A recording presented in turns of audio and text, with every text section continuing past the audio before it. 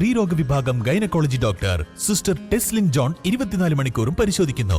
പ്രഗത്ഭനായ ഓർത്തോ വിഭാഗം ഡോക്ടർ ധനഞ്ജയ റെഡ്ഡിയുടെ 24 മണിക്കൂർ സേവനം ഇവിടെ ലഭ്യമാണ്. Sacred heart hospital, Panimooli, Palat. ഒരു വർഗീയ ശക്തിയുടെയും വോട്ട് ഇടതുപക്ഷത്തിന് വേണ്ട എന്നും മതനിരപേക്ഷതയുടെ പൂർണ്ണമായ പിന്തുണയാണ് ഞങ്ങൾ ആഗ്രഹിക്കുന്നതെന്നും മുഖ്യമന്ത്രി പിണറായി വിജയൻ LDF പോത്തുകല്ല് പഞ്ചായത്ത് റാലി ഉദ്ഘാടനം ചെയ്ത് സംസാരിക്കുകയായിരുന്നു അദ്ദേഹം. LDF കൃത്യമായ ഒരു രാഷ്ട്രീയ പോരാട്ടത്തിനാണ് നേതൃത്വം നൽകുന്നത്. ഏത് ചുമതലയും ഭംഗിയായി വഹിക്കാൻ കഴിവുള്ള വ്യക്തിയെയാണ് ഇടതുപക്ഷം നിലമ്പൂരിൽ സ്ഥാനാർത്ഥിയായി നിർത്തിയിരിക്കുന്നത്. ദിവസങ്ങൾ കഴിയുംതോറും നല്ല രീതിയിൽ സ്വീകാര്യത വർദ്ധിക്കുന്ന കാഴ്ചയാണ് കാണുന്നത്. ഈ ഉപതെരഞ്ഞെടുപ്പ് വഞ്ചനയുടെ ഭാഗമായാണ്. വഞ്ചനയ്ക്കും വഞ്ചകർക്കും ചരിത്രം മാപ്പ് നൽകില്ലെന്നും അദ്ദേഹം പറഞ്ഞു.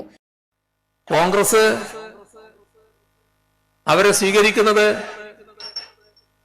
ലീഗ് നേതൃത്വം കൂടി അറിഞ്ഞുകൊണ്ടാണല്ലോ. അപ്പോ ലീഗ് നേതൃത്വം അറിയാതെയല്ല കോൺഗ്രസ് ജമാഅത്തെ ഇസ്ലാമിയുമായി ബന്ധപ്പെട്ടത് എന്നത് നേരത്തെ തന്നെ എല്ലാവർക്കും അറിയാമായിരുന്നു. ഇപ്പോഴത് പരസ്യമാക്കിയെന്ന് മാത്രമേ ഉള്ളൂ. എത്രമാത്രം ഗതികേടിലാണ് UDF എത്തുന്നത് എന്നാണ് ഇതെല്ലാം കാണിക്കുന്നത്. ഇവിടെ ഞങ്ങൾക്കൊരു കാര്യം മാത്രമേ വ്യക്തമാക്കാനുള്ളൂ. LDF എന്ന നിലക്ക് ഞങ്ങൾക്ക് ഈ നാട്ടിലെ ഒരു വിഘടന ശക്തിയുടെയോ വർഗീയ ശക്തിയുടെയോ പിന്തുണയോ ആശീർവാദമോ ആവശ്യമില്ല. ഞങ്ങള് മതനിരപേക്ഷതയുടെ പൂർണ്ണമായ പിന്തുണയാണ് ആഗ്രഹിക്കുന്നത്. അതിനുതകുന്ന നിലപാടുകളാണ് ഞങ്ങൾ സ്വീകരിച്ച് മുന്നോട്ട് പോകുന്നത്. ഇവിടെ നിലപാടുകളുടെ കാര്യം പറയുമ്പോൾ ഞങ്ങള്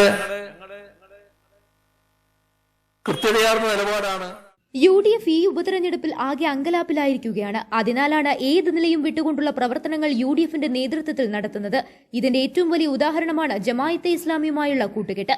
കേരളത്തിലെ എല്ലാ മുസ്ലിം സംഘടനകളും അകറ്റി നിർത്തിയതാണ് ജമാഅത്തെ ഇസ്ലാമിയെ.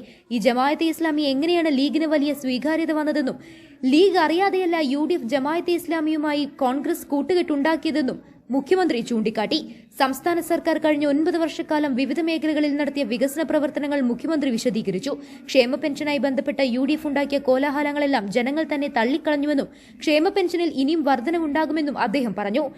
ഇസ്രായേൽ നടത്തുന്ന കൂട്ടക്കുരുതിയെക്കുറിച്ചും അദ്ദേഹം പ്രസംഗത്തിൽ പരാമർശിച്ചു. ഇസ്രായേൽ നടത്തുന്നത് നെറികെട്ട ആക്രമണമാണെന്നും ഇടതുപക്ഷം എന്നും പലസ്തീനൊപ്പമാണെന്നും അദ്ദേഹം പറഞ്ഞു.